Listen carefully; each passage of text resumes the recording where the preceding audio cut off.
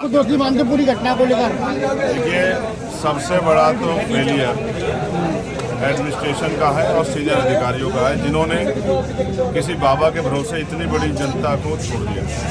जैसा मुझे अभी बताया गया कि भाई बाबा के सत्संग में कोई अंदर नहीं जा सकता, अंदर वो अपनी व्यवस्था रखते हैं। ये समझना पड़ेगा कि लोकतांत्रिक देश है और लॉ एंड ऑर्डर की जिम्मेदारी पुलिस और एडमिनिस्ट्रेशन की। बाबा को किसका संरक्षण प्राप्त है? के भरोसे नहीं छोड़ा है। दूसरी बात, इस बात पे भी गौर करना पड़ेगा कि 80,000 लोगों की जिम्मेदारी में कितने लोगों की व्यवस्था लगाई गई। अगर 100 लोगों की, 50 लोगों की या 200 लोगों की लगाई गई तो ये पर्याप्त नहीं। तो LIU का इंटेलिजेंस का भी बहुत बड़ा फेलियर है।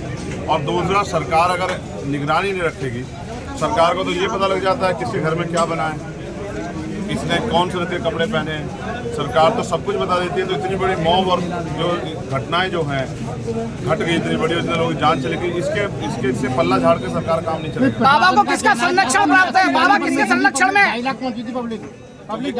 इंटेलिजेंस का फेलियर है या नहीं है? 80,000 की परमिशन तो 80,000 लोग थोड़े होते हैं क्या? बाबा को किसका संरक्षण है? ये सरकार के संरक्षण के बिना थोड़ा ही है। आप ये बताओ, जब सारी FIR दर्ज हुई है तो बाबा का नाम उसमें नहीं है, तो ये बिना मुख्यमंत्री जी की मर्जी के थोड़ा ही हो रहा होगा।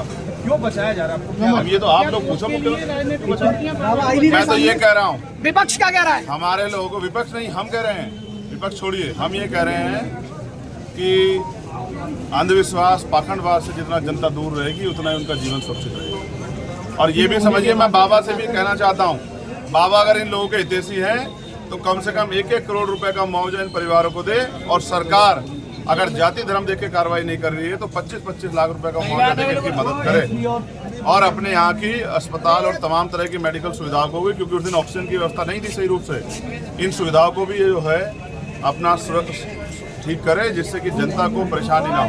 सांसद जी, बीएसपी उपचुनाव लड़ रही है, इस पे क्या कहेंगे आप? सांसद जी, बीएसपी उपचुनाव लड़ रही है, इस पे क्या कहेंगे? और ये है कि बहुत सारे लोगों की जान गई है और बहुत सारे लोग ऐसे हैं जो अभी चिन्हित नहीं हुए। बीएसपी उपचुनाव लड़ रही है, क्या कहेंगे इस पे? मैं प्रशासन से ये भी कहूँगा कि वो हर पीड़ित को चिन्हित करे और उनको मुआवजे के दायरे में भी लाए, क्योंकि कुछ लोग जो हैं बिना पोस्टमार्टम के अपने परिवार को कब मुआवजा संसद में उठाओगे? हाँ, उठाएंगे, बहुत जोर से उठाएंगे, इतने जोर से उठाएंगे सरकार को जवाब देना पड़ेगा। मुआवजे लोगों को संसद में उठाओगे? इस मामले को संसद में इतने जोर से उठाएंगे कि सरकार को जवाब देना पड़े। और अभी हमने अपने सीनियर नेताओं से कहा कि वो आंकड़े इकट्ठा करें, कितने लोगों की जान गई है, टोटल कितने लोग जिनकी जान गई है। और मैंने जो आपसे कहा 80,000 लोगों की जिम्मेदारी, परमिशन में 80,000 लोग थे, तो 100 लोगों के भरोसे नहीं छोड़ी जा सकती। बीएसपी उपचुनाव लड़ रही है, क्या कहेंगे सांसद जी आप? हाँ, ये इसके लिए एडमिनिस्ट्रेशन से जवाब मांगा जा रहा है कि अब तक बहुत सारे लोग अपने परिवार से नहीं मिल पाए हैं। तो मैं उम्मीद करूंगा कि मुख्यमंत्री इनके दर्द को समझेंगे, गरीबों के दर्द को, और इनको न्याय दिलाने का काम करेंगे। और दोषियों पे, चाहे वो बाबा हो या कोई और हो, जब न्यायिक आयोग बन गया तो वो फेर जांच करके कठोर से कठोर कार्रवाई इन पे हो। और मुझे ऐसा लगता है इन बाबा को इसलिए बचाया जा रहा है क्योंकि बहुत सारे बाबा इस काम कर रहे हैं। अगर एक बाबा पे कार्रवाई होगी तो आने वाले कल में दूसरे बाबाओं पे भी कार्रवाई होगी। बीएसपी उपचुनाव लड़ रही है, क्या कहेंगे सांसद जी इस पे? बीएसपी उपचुनाव लड़ रही है पहली बार। यार, इतनी बुरी पीड़ा में हैं लोग, अब आप चुनाव में घूम रहे हो। ठीक है, चुनाव तो चलते रहेंगे, सबको अधिकार है लोकतंत्र में रहने का। लेकिन मैं फिर अपने आपसे कह रहा हूँ, मीडिया के साथियों, ये मीडिया के साथी भी प्रोग्राम कवर करने जाते हैं, आपकी जिंदगी को नुकसान हो सकता था, आपको भी, आपके साथ दुर्घटना घट सकती थी। हमें आवाज उठानी पड़ेगी सब लोगों को मिलकर कि ऐसे बाबाओं पे और ऐसे जो है लापरवाह अधिकारियों पे सब पे कार्रवाई। ऐसे कार्यक्रमों की कवरेज के लिए मीडिया भी प्रतिबंधित होती है बाबा के कार्यक्रम के लिए। होनी नहीं चाहिए। अगर बाबा भगवान का प्रवचन कर रहे हैं, बाबा प्रतिबंध करते हैं, तो फिर बाबाओं के हिसाब चला लो देश को।